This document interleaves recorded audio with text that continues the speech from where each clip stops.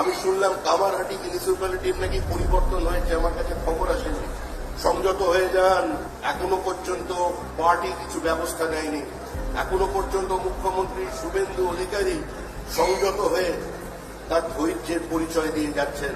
যদি কেউ মনে করেন ভারতীয় জনতা পার্টি এটা কোনো সেবাশ্রম হয়েছে, যদি কেউ মনে করে থাকেন যে বিজেপি একটা হরিনামের সভা, যে কেউ আসবেন, যে কেউ নিজেকে কাউন্সিলর বানিয়ে ফেলবেন কলকাতা কর্পোরেশনের, বড়নগর, কামারহাটি, বিধাননগর কর্পোরেশনের, পার্টি চুপ করে মেনে নেবে, এটা হতে দেওয়া যাবে না।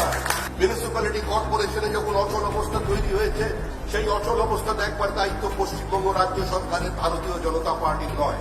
এখানে সরকার এবং দল আলাদা। এটা বিজেপির সরকার নয়, পশ্চিমবঙ্গ রাজ্য সরকার। সুতরাং যা সিদ্ধান্ত নেবেন মুখ্যমন্ত্রী নেবেন, যা সিদ্ধান্ত নেবেন সংশ্লিষ্ট দপ্তরের মন্ত্রী নেবেন, মন্ত্রিসভার প্রত্যেকটি সদস্য নেবেন। বিজেপির কোন নেতা, কোন কর্মীর অধিকার নেই এই ডিফান্ড মিউনিসিপ্যালিটি, ডিফান্ড জেলা পরিষদ, ডিফান্ড পঞ্চায়েতকে নিজেদের মতো করে চালানো।